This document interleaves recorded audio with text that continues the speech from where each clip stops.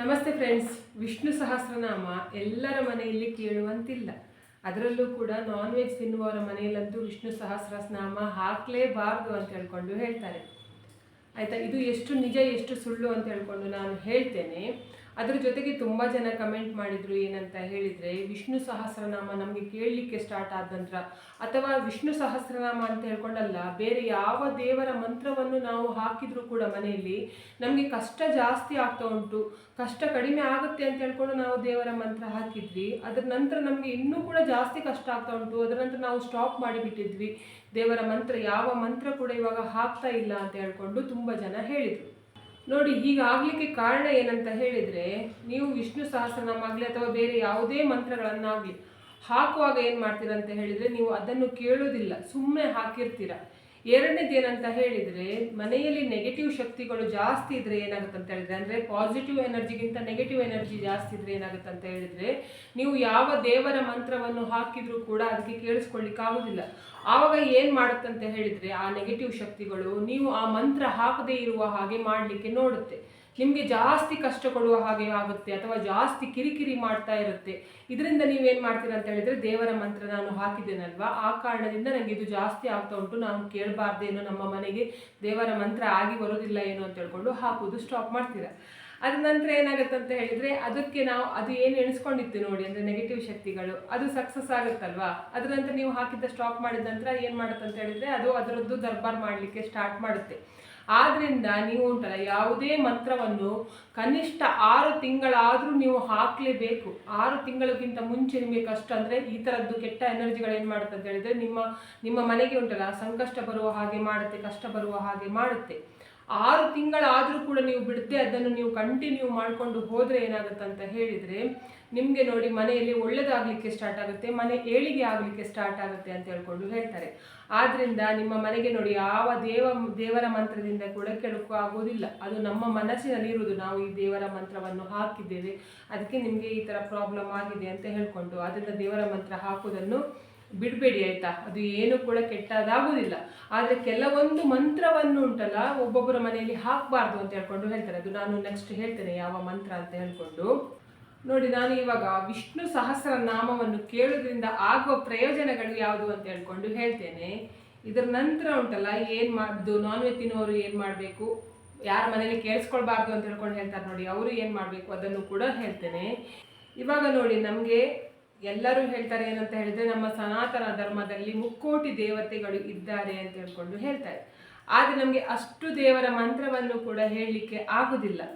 ಪ್ರತಿದಿನ ನಾವು ದೇವರ ಮಂತ್ರ ಕೇಳಿಸ್ಕೊಳ್ತೇವೆ, ಎಲ್ಲ ದೇವರ ಮಂತ್ರವನ್ನು ಕೇಳಿಸ್ಕೊಳ್ತೇವೆ ಅಂತ ಹೇಳಿದರೆ ನಮಗೆ ಆಗೋದಿಲ್ಲ, ಆಯಿತಾ. ಇಡೀ ದಿನ ಕೂತ್ಕೊಂಡ್ರೂ ಕೂಡ ನಮಗೆ ಅದರಲ್ಲಿ ಅಷ್ಟು ಮೊಬೈಲಲ್ಲಿ ನಿಮಗೆ ಕೇಳಿಸ್ಕೊಳ್ಳಿಕ್ಕೂ ಕೂಡ ಆಗೋದಿಲ್ಲ. ಅದಕ್ಕೆ ನೀವು ಬೆಸ್ಟ್ ಏನಂತ ಹೇಳಿದರೆ, ವಿಷ್ಣು ಸಹಸ್ರನಾಮ ಕೇಳಿದರೆ ಅಷ್ಟೂ ದೇವರ ಆಶೀರ್ವಾದ ಕೂಡ ನಿಮಗೆ ಸಿಗುತ್ತೆ ಅಂತ ಹೇಳ್ಕೊಂಡು ಹೇಳ್ತಾರೆ. ವಿಷ್ಣು ಸಹಸ್ರನಾಮ ಕೇಳಿದರೆ ಎಲ್ಲ ದೇವತೆಗಳ ಆಶೀರ್ವಾದ ಕೂಡ ನಿಮ್ಮ ತಲೆಯ ಮೇಲೆ ಇರುತ್ತೆ, ನಿಮಗೆ ಸಿಗುತ್ತೆ ಅಂತ ಹೇಳ್ಕೊಂಡು ಹೇಳ್ತಾರೆ.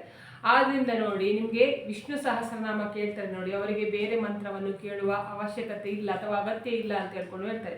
ಕೇಳಬಾರ್ದು ಅಂತ ಹೇಳ್ಕೊಂಡು ಏನೂ ಇಲ್ಲ, ಎಲ್ಲ ಮಂತ್ರವನ್ನು ಕೇಳ್ಬೋದು. ಆದರೆ ವಿಷ್ಣು ಸಹಸ್ರನಾಮ ಕೇಳುವವರಿಗೆ ಈ ರೀತಿ ಹೇಳ್ತಾರೆ.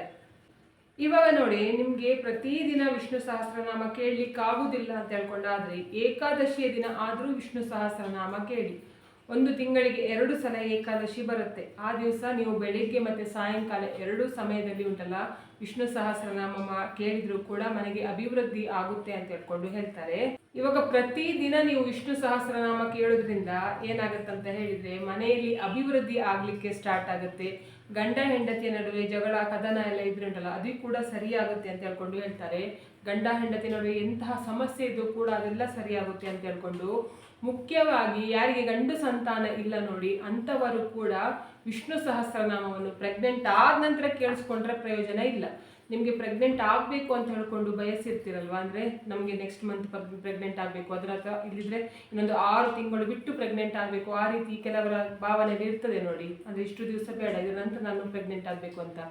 ಆವಾಗ ನಿಮಗೆ ಒಂದು ವೇಳೆ ಗಂಡು ಸಂತಾನ ಬೇಕು ಅಂತ ಹೇಳಿದರೆ, ನೀವು ಪ್ರೆಗ್ನೆಂಟ್ ಆಗೋದಕ್ಕಿಂತ ಮುಂಚೆ, ಅಂದರೆ ಯಾಕೆ ಅಂತ ಹೇಳಿದರೆ, 1 ಸಲ ಹೊಟ್ಟೆಯಲ್ಲಿ ಮಗು ಇದ್ದ ನಂತರ ಉಂಟಲ್ಲ, ಅದು ಯಾರ ಕಾರಣಕ್ಕೂ ಕೂಡ ಚೇಂಜ್ ಆಗೋದಿಲ್ಲ. ಆದ್ದರಿಂದ ಹೇಳೋದು, ಗಂಡು ಸಂತಾನ ಬೇಕು ಅಂತ ಹೇಳ್ಕೊಂಡಿದ್ರೆ ಫಸ್ಟಿಗೆ ನೀವು ವಿಷ್ಣು ಸಹಸ್ರನಾಮ ಕೇಳ್ಕೊಂಡು ಬಂದರೆ ನಿಮಗೆ ಗಂಡು ಸಂತಾನ ಆಗುತ್ತೆ. ಆರೋಗ್ಯದ ಸಮಸ್ಯೆ ಕೂಡ ಎಂತಹ ಆರೋಗ್ಯ ಸಮಸ್ಯೆ ಇದ್ರೂ ಕೂಡ ದೂರ ಆಗುತ್ತೆ ಅಂತ ಹೇಳ್ಕೊಂಡು ಹೇಳ್ತಾರೆ. ಮತ್ತು ಪ್ರತಿದಿನ ನೀವು ವಿಷ್ಣು ಸಹಸ್ರನಾಮ ಕೇಳಿದರೆ ನಿಮ್ಮ ಸೌಂದರ್ಯ ಕೂಡ ವೃದ್ಧಿ ಆಗುತ್ತೆ ಅಂತ ಹೇಳ್ಕೊಂಡು ಹೇಳ್ತಾರೆ. ನೀವು ಏನು ಮಾಡಬೇಕು ಅಂತ ಹೇಳಿದರೆ, ವಿಷ್ಣು ಸಹಸ್ರನಾಮ ನೀವು ಪಠನೆ ಮಾಡಿದರೂ ಕೂಡ ಪರವಾಗಿಲ್ಲ, ಇಲ್ಲ ಅಂತ ಹೇಳಿದ್ರೆ ಮೊಬೈಲ್ನಲ್ಲಿ ಹಾಕಿದರೂ ಕೂಡ ಪರವಾಗಿಲ್ಲ. ಏನು ಮಾಡಿ ಅಂತ ಹೇಳಿದ್ರೆ, ವಿಷ್ಣು ಸಹಸ್ರನಾಮ ಆಗ್ತಾ ಇರಬೇಕಾದ್ರೆ ಒಂದು ಲೋಟದಲ್ಲಿ, ಅದು ಗಾಜಿನ ಲೋಟ ಆದರೂ ಕೂಡ ಪರವಾಗಿಲ್ಲ, ತಾಮ್ರದ ಲೋಟ ಆದರೂ ಕೂಡ ಪರವಾಗಿಲ್ಲ, ಒಂದು ಲೋಟದಲ್ಲಿ ನೀರನ್ನು ತುಂಬಿ ಉಂಟಲ್ಲ, ಆ ವಿಷ್ಣು ಸಹಸ್ರನಾಮದ ಕೇಳುವ ಹಾಗೆ ಅಂದರೆ ಅದರದ್ರ ಪಕ್ಕದಲ್ಲೇ ಆ ಲೋಟದಲ್ಲಿ ನೀರು ಹಾಕಿಡಿ. ನಿಮ್ಮದು ವಿಷ್ಣು ಸಹಸ್ರನಾಮ ಎಲ್ಲ ಕೇಳಿ ಆದ ನಂತರ ಆ ನೀರನ್ನು ಪ್ರತಿನಿತ್ಯ ಕುಡಿತಾ ಬನ್ನಿ. ಆವಾಗ ನೋಡಿ ನಿಮ್ಮ ಸೌಂದರ್ಯ ಕೂಡ ವೃದ್ಧಿ ಆಗಲಿಕ್ಕೆ ಸ್ಟಾರ್ಟ್ ಆಗುತ್ತೆ. ವಯಸ್ಸಾದರೂ ಕೂಡ ವಯಸ್ಸಾಗದೇ ಇರುವ ರೀತಿಯಲ್ಲಿ ಕಾಣಿಸ್ತಾರೆ ಅಂತ ಹೇಳ್ಕೊಂಡು ಹೇಳ್ತಾರೆ. ಇದು ಕೂಡ ಒಂದು ಲಾಭ ಉಂಟು.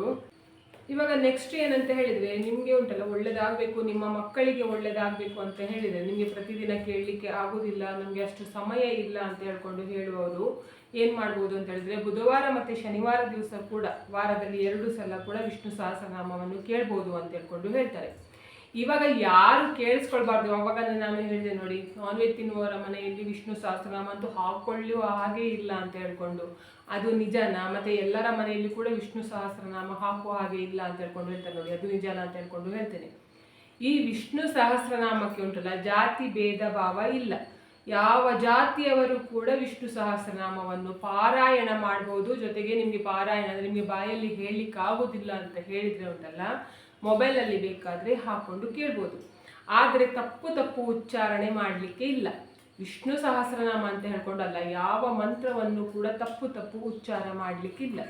ನಿಮಗೆ ಹೇಳಲಿಕ್ಕೆ ಬರೋದಿಲ್ಲ ಅಂತ ಹೇಳ್ಕೊಂಡಾದರೆ ದಯವಿಟ್ಟು ನೀವು ನಿಮ್ಮ ಬಾಯಿಯಲ್ಲಿ ಹೇಳಲಿಕ್ಕೆ ಹೋಗಬೇಡಿ, ಅಂದರೆ ವಿಷ್ಣು ಸಹಸ್ರನಾಮ ಪಾರಾಯಣ ಮಾಡಲಿಕ್ಕೆ ಹೋಗಬೇಡಿ. ಇವಾಗ ನೋಡಿ, ನಿಮಗೆ ಯೂಟ್ಯೂಬಲ್ಲಿ ಕೂಡ ಸಿಗ್ತದೆ ಆಯಿತಾ, ವಿಷ್ಣು ಸಹಸ್ರನಾಮ ಅಂತ ಹೇಳಿದರೆ ಸಿಗುತ್ತೆ ಆಯಿತಾ. ನೀವು ಏನು ಮಾಡಬೇಕು ಅಂತ ಹೇಳಿದರೆ, ಪೀರಿಯಡ್ಸ್ ಆಗಿರ್ತಾರೆ ನೋಡಿ ಮನೆಯಲ್ಲಿ, ಆ ಸಮಯದಲ್ಲಿ ಕೇಳಲಿಕ್ಕೆ ಹೋಗಬೇಡಿ. ಇವಾಗ ತುಂಬ ಜನ ಹೇಳ್ತಾರೆ ಏನಂತ ಹೇಳಿದರೆ, ನಮ್ಮ ಮನೆಯಲ್ಲಿ 3 ಜನ ಹೆಣ್ಣು ಮಕ್ಕಳಿದ್ದಾರೆ, 4 ಜನ ಹೆಣ್ಣು ಮಕ್ಕಳಿದ್ದಾರೆ, ಅಂದರೆ ನಮ್ಮದು ಕೂಡು ಸಂಸಾರ, ಒಟ್ಟು ಕುಟುಂಬದಲ್ಲಿ ಇದ್ದೇವೆ ನಾವು. ನಮಗೆ ಉಂಟಲ್ಲ ಈಗ ಒಬ್ಬರಿಗೆ ಪೀರಿಯಡ್ಸ್ ಮುಗಿದಿದೆ ಅನ್ನುವಾಗ ಇನ್ನೊಬ್ಬರಿಗೆ ಸ್ಟಾರ್ಟ್ ಆಗ್ತದೆ. ಹಾಗಾದರೆ ನಮ್ಮ ಮನೆಯಲ್ಲಿ ವಿಷ್ಣು ಸಹಸ್ರನಾಮ ಹಾಕುವಂತಿಲ್ವಾ ಅಂತ ಹೇಳ್ಕೊಂಡು, ವಿಷ್ಣು ಸಹಸ್ರನಾಮ ಪೀರಿಯಡ್ಸ್ ಆದಾಗ ಪಾರಾಯಣ ಅಂದರೆ ಬಾಯಲ್ಲಿ ಹೇಳಲಿಕ್ಕೆ ಹೋಗಬೇಡಿ. ಮೊಬೈಲಲ್ಲಿ ಕೇಳಿದರೆ ಪರವಾಗಿಲ್ಲ, ಏನೂ ಕೂಡ ಆಗೋದಿಲ್ಲ. ಪ್ರತಿನಿತ್ಯ ಮೊಬೈಲಲ್ಲಿ ಕೇಳ್ಬೋದು, ಅಂದರೆ ಮೊಬೈಲಲ್ಲಿ ಯೂಟ್ಯೂಬಲ್ಲಿ ಹಾಕಿ ಕೇಳಿಸ್ಕೊಳ್ಬೋದು. ಅದನ್ನು ಬಿಟ್ಟು ಪೀರಿಯಡ್ಸ್ ಆದ ಸಮಯದಲ್ಲಿ ಬಾಯಲ್ಲಿ ಹೇಳಲಿಕ್ಕಿಲ್ಲ ವಿಷ್ಣು ಸಹಸ್ರನಾಮ. ಇವಾಗ ತುಂಬ ಜನರಿಗೆ ಅಂದರೆ ಆ ಥರ ಪ್ರಾಬ್ಲಮ್ ಇದ್ದವರಿಗೆ ಇವಾಗ ಅದಕ್ಕೆ ಏನಂತ ಹೇಳ್ಕೊಂಡು ಉತ್ತರ ಸಿಕ್ಕಿತು ಅಂತ ಹೇಳ್ಕೊಂಡು ಎಣಿಸ್ತೇನೆ. ಇವಾಗ 2ನೇದು, ನಾನ್ ವೆಜ್ ತಿನ್ನುವವರು ಕೂಡ ಪಾರಾಯಣ ಮಾಡಬಾರ್ದು ಅಥವಾ ವಿಷ್ಣು ಸಹಸ್ರನಾಮವನ್ನು ಕೇಳಬಾರ್ದು ಅಂತ ಹೇಳ್ಕೊಂಡು ಹೇಳ್ತಾರಲ್ವಾ. ನಿಮಗೆ ಅಷ್ಟು ಭಯ ಇದ್ದರೆ, ಅಂದರೆ ಈ ರೀತಿಯಲ್ಲಿ ಇಲ್ಲ ಆಯಿತಾ, ನಾನ್ ವೆಜ್ ತಿನ್ನುವವರು ಪಾರಾಯಣ ಮಾಡಬಾರ್ದು ಅಂತ ಹೇಳ್ಕೊಂಡು ಎಲ್ಲೂ ಕೂಡ ಇಲ್ಲ, ಎಲ್ಲಿ ಕೂಡ ಬರೆದು ಕೂಡ ಇಲ್ಲ. ಯಾಕಂತ ಹೇಳಿದರೆ ಕೆಲವೊಂದು ಇದರಲ್ಲಿ ಉಂಟಲ್ಲ, ನಾನ್ ವೆಜ್ ತಿನ್ನುವವರು ಕೂಡ ವಿಷ್ಣು ಸಹಸ್ರನಾಮವನ್ನು ಹೇಳ್ತಾರೆ. ಆದ್ದರಿಂದ ನಾನು ಹೇಳ್ತಾ ಇರೋದು, ಅದರಲ್ಲಿ ಆ ಥರ ಏನೂ ಕೂಡ ಬರೆದಿಲ್ಲ. ನಿಮಗೆ ಭಯ ಇದ್ದೇ ಅಂತ ಹೇಳ್ಕೊಂಡಾದರೆ ನೀವೇನು, ಇವಾಗ ನಿಮಗೆ ನಾನ್ ವೆಜ್ ತಿನ್ನಲಿಕ್ಕೆ ಬಿಡಲಿಕ್ಕೆ ಆಗೋದಿಲ್ಲ, ನಾನ್ ವೆಜ್ ತಿನ್ನಲೇಬೇಕು, ನಮಗೆ ವಿಷ್ಣು ಸಹಸ್ರನಾಮ ಕೂಡ ಕೇಳಿಸ್ಕೊಳ್ಬೇಕು, ಆದರೆ ನನಗೆ ಭಯ ಆಗುತ್ತೆ, ನಾನ್ ವೆಜ್ ತಿನ್ನುವವರು ವಿಷ್ಣು ಸಹಸ್ರನಾಮ ಕೇಳಿದರೆ ಏನಾದರೂ ಪ್ರಾಬ್ಲಮ್ ಆದರೆ ಅಂತ ಹೇಳ್ಕೊಂಡು ಭಯ ಇರುವವರು ನೀವೇನು ಮಾಡ್ಬೋದು ಅಂತ ಹೇಳಿದರೆ, ವಾರದಲ್ಲಿ 2 ಸಲ ಅಂದರೆ ಬುಧವಾರ ಅಥವಾ ಶನಿವಾರ ದಿವಸ ಸಾಯಂಕಾಲ ದೀಪ ಇಡ್ತಾರೆ ನೋಡಿ, ಆ ಸಮಯದಲ್ಲಿ ನೀವು ವಿಷ್ಣು ಸಹಸ್ರನಾಮವನ್ನು ಮೊಬೈಲಲ್ಲಿ ಹಾಕ್ಕೊಂಡು ಕೇಳ್ಬೋದು. ನಿಮಗೆ ಪಾರಾಯಣ ಮಾಡಲಿಕ್ಕೆ ಬರುತ್ತೆ ಅಂತ ಹೇಳಿದರೆ ಬಾಯಲ್ಲಿ ಬೇಕಾದರೆ ಹೇಳ್ಬೋದು. ತಪ್ಪು ಉಚ್ಚಾರ ಮಾಡುವ ಹಾಗೆ ಇಲ್ಲ, ಅದೊಂದು ಜಾಗ್ರತೆ ಆಗಿರಬೇಕು. ಕರೆಕ್ಟಾಗಿ ನಿಮಗೆ ಹೇಳಲಿಕ್ಕೆ ಬಂದರೆ ಮಾತ್ರ ಹೇಳಿ. ಮತ್ತೆ ಏನಂತ ಹೇಳಿದರೆ, ನಿಮ್ಮ ಮನೆಯಲ್ಲಿ ಅಥವಾ ನಿಮ್ಮ ಕುಟುಂಬದಲ್ಲಿ ಎಲ್ಲಾದರೂ ಸೂತಕ ಇದ್ದರೆ ಕೂಡ ವಿಷ್ಣು ಸಹಸ್ರನಾಮ ನೀವು ಕೇಳಲಿಕ್ಕೆ ಹೋಗಬೇಡಿ ಆಯಿತಾ. ಇಷ್ಟೇ ಇರೋದು, ಮತ್ತು ಯಾವುದು ಕೂಡ ಇಲ್ಲ. ದಿನಕ್ಕೆ 2 ಸಲ ವಿಷ್ಣು ಸಹಸ್ರನಾಮ ಕೇಳಿದರೆ ನೋಡಿ, ಎಂತಹ ಕಷ್ಟ ಇದ್ದರೂ ಕೂಡ ಪರಿಹಾರ ಆಗುತ್ತೆ ಅಂತ ಹೇಳ್ಕೊಂಡು ಹೇಳ್ತಾರೆ. ಒಂದು ಸಾಯಂಕಾಲದ ಸಮಯದಲ್ಲಿ, ಒಂದು ಬೆಳಗಿನ ಜಾವದಲ್ಲಿ ಆಯಿತಾ. ನೀವು ಮಹಾಲಕ್ಷ್ಮಿಯನ್ನು ಒಲಿಸ್ಕೊಳ್ಳಿಕ್ಕೆ ಆಗ್ತಾ ಇಲ್ಲ, ಕಷ್ಟ ಆಗ್ತಾ ಇದೆ ಅಂತ ಹೇಳ್ಕೊಂಡು ಹೇಳುವವರು, ಮಹಾಲಕ್ಷ್ಮಿಯನ್ನು ಒಲಿಸ್ಕೊಳ್ಳುವ ಬದಲು ನೀವೇನು ಮಾಡಿ ಅಂತ ಹೇಳಿದ್ರೆ, ಇಷ್ಟು ದಿವಸ ಪ್ರಯತ್ನ ಮಾಡಿದ್ರಲ್ಲ ಮಹಾಲಕ್ಷ್ಮಿಯನ್ನು ಒಲಿಸ್ಕೊಳ್ಳಿಕ್ಕೆ, ಆದರೆ ಒಲಿಸ್ಕೊಳ್ಳಿಕ್ಕೆ ಆಗಲಿಲ್ಲ. ಯಾಕಂತ ಹೇಳಿದರೆ ಮಹಾಲಕ್ಷ್ಮಿ ಚಂಚಲೆ ಆಗಿರುವ ಕಾರಣಕ್ಕೆ ಇವತ್ತು ನಮ್ಮ ಮನೇಲಿದ್ದರೆ ನಾಳೆ ನಮ್ಮ ಮನೆಯಲ್ಲೇ ಇರ್ತಾಳೆ ಅಂತ ಹೇಳ್ಕೊಂಡು ಹೇಳಲಿಕ್ಕೆ ಸಾಧ್ಯ ಇಲ್ಲ. ನೀವು ಎಷ್ಟು ಪೂಜೆ ಮಾಡಿದರೂ ಕೂಡ ಒಂದು ಸಲ ಮಹಾಲಕ್ಷ್ಮಿ ನಿಮ್ಮ ಮನೆ ಬಿಟ್ಟು ಹೋದರೆ ಉಂಟಲ್ಲ, ಪುನಃ ಬರೋದು ತುಂಬ ಕಷ್ಟ. ಆದ್ರಿಂದ ನೀವು ಏನು ಮಾಡಿ ಅಂತ ಹೇಳಿದರೆ, ಮಹಾಲಕ್ಷ್ಮಿಯ ಬದಲು ಉಂಟಲ್ಲ ವಿಷ್ಣುವನ್ನು ನೀವು ಆರಾಧನೆ ಮಾಡಲಿಕ್ಕೆ ಸ್ಟಾರ್ಟ್ ಮಾಡಿ. ವಿಷ್ಣುವನ್ನು ಆರಾಧನೆ ಮಾಡಲಿಕ್ಕೆ ಸ್ಟಾರ್ಟ್ ಮಾಡಿದ್ರೆ ಏನಂತ ಹೇಳಿದರೆ, ವಿಷ್ಣು ಅಂದರೆ ಮಹಾಲಕ್ಷ್ಮಿಯ ಗಂಡ ಅಲ್ವಾ. ಗಂಡ ಯಾವ ಜಾಗದಲ್ಲಿ ಇದ್ದಾರೆ ನೋಡಿ, ಆ ಜಾಗದಲ್ಲಿ ಹೆಂಡತಿ ಹುಡುಕಿಕೊಂಡು ಬರ್ತಾಳೆ. ಆವಾಗ ಏನಾಗುತ್ತೆ ಅಂತ ಹೇಳಿದರೆ, ನೀವು ವಿಷ್ಣುವನ್ನು ಆರಾಧನೆ ಮಾಡೋದ್ರಿಂದ ಉಂಟಲ್ಲ ಮಹಾಲಕ್ಷ್ಮಿ ಕೂಡ ನಿಮ್ಮ ಮನೆಗೆ ಬಂದು ಸೇರ್ಕೊಳ್ತಾಳೆ. ಆದ್ದರಿಂದ ನಾನು ಹೇಳ್ತಾ ಇರೋದು, ಯಾರಿಗೆಲ್ಲ ನೋಡಿ ಲಕ್ಷ್ಮಿನನ್ನು ಹೊಲಿಸ್ಕೊಳ್ಳಿಕ್ಕೆ ಆಗಲಿಲ್ಲ ಅಂತ ಹೇಳ್ಕೊಂಡು ಹೇಳ್ತೀರಾ, ಅವರು ದಯವಿಟ್ಟು ವಿಷ್ಣುವನ್ನು ಆರಾಧಿಸಿ, ಜೊತೆಗೆ ಪ್ರತಿದಿನ 2 ಸಲ ವಿಷ್ಣು ಸಹಸ್ರನಾಮವನ್ನು ಹಾಕಿ ಕೇಳಿ. ಇದರಿಂದ ನೋಡಿ ನಿಮ್ಮ ಮನೆ ಅಭಿವೃದ್ಧಿ ಕೂಡ ಆಗುತ್ತೆ. ಮನೆಯಲ್ಲಿ ನಿಮಗೆ ಎಂತೆಲ್ಲ ಸಮಸ್ಯೆ ಉಂಟು ನೋಡಿ, ಅದೆಲ್ಲ ಸಮಸ್ಯೆಗಳು ದೂರ ಆಗುತ್ತೆ. ಮತ್ತು ಮನೆಯಲ್ಲಿರುವ ಕೆಟ್ಟ ಎನರ್ಜಿಗಳು ಮನೆಯಿಂದ ಹೊರಗಡೆ ಹೋಗಿ ಮನೆಯಲ್ಲಿ ಒಳ್ಳೆಯ ಎನರ್ಜಿ ಬರುತ್ತೆ ಅಂತ ಹೇಳ್ಕೊಂಡು ಹೇಳ್ತಾರೆ. ಆ ಕಾರಣದಿಂದ ಯಾರು ಕೂಡ ಭಯ ಪಡುವ ಅಗತ್ಯ ಇಲ್ಲ. ವಿಷ್ಣುವಿಗೆ ಜಾತಿ ಭೇದ ಅದೆಲ್ಲ ಇಲ್ಲ. ಜಾತಿ ಭೇದ ಇರುವುದು ಮನುಷ್ಯರಿಗೆ ಮಾತ್ರ, ದೇವರಿಗಲ್ಲ. ಆದ್ದರಿಂದ ಪ್ರತಿನಿತ್ಯ ಕೂಡ ನೀವು ವಿಷ್ಣು ಸಹಸ್ರನಾಮ ಕೇಳಿ, ನಿಮ್ಮ ಮನೆ ಕೂಡ ಅಭಿವೃದ್ಧಿ ಆಗುತ್ತೆ. ಇವತ್ತಿನ ವಿಡಿಯೋ ನಿಮಗೆ ಇಷ್ಟ ಆದರೆ ಪ್ಲೀಸ್ ಈ ವಿಡಿಯೋಕ್ಕೆ ಲೈಕ್ ಮಾಡಿ, ಆದಷ್ಟು ಜನರಿಗೆ ವಿಡಿಯೋನ ಶೇರ್ ಮಾಡಿ, ಕಮೆಂಟ್ ಮಾಡಿ, ನನ್ನ ಚಾನಲ್ಗೆ ಸಬ್ಸ್ಕ್ರೈಬ್ ಆಗಿ. ನನ್ನ ಚಾನಲ್ಗೆ ಸಬ್ಸ್ಕ್ರೈಬ್ ಆದರೆ ಒಂದು ಸಪೋರ್ಟ್ ಸಿಕ್ಕಿದ ಹಾಗೆ ಆಗ್ತದೆ. ಮತ್ತು ನಾನು ಹೀಗೆ ಒಳ್ಳೆ ವಿಡಿಯೋನ ನಿಮ್ಮ ಜೊತೆಗೆ ಶೇರ್ ಮಾಡ್ತೇನೆ. ಇವತ್ತಿನ ವಿಡಿಯೋ ಯಾರೆಲ್ಲ ನೋಡಿದಿರಾ ಅಥವಾ ನೋಡಲಿಲ್ಲ, ಎಲ್ಲರಿಗೂ ಕೂಡ ಒಳ್ಳೆಯದಾಗಲಿ ಅಂತ ನಾನು ಕೂಡ ದೇವರಲ್ಲಿ ಬೇಡ್ಕೊಳ್ತಿದ್ದೇನೆ. ಎಲ್ಲರಿಗೂ ಒಳ್ಳೆಯದಾಗಲಿ.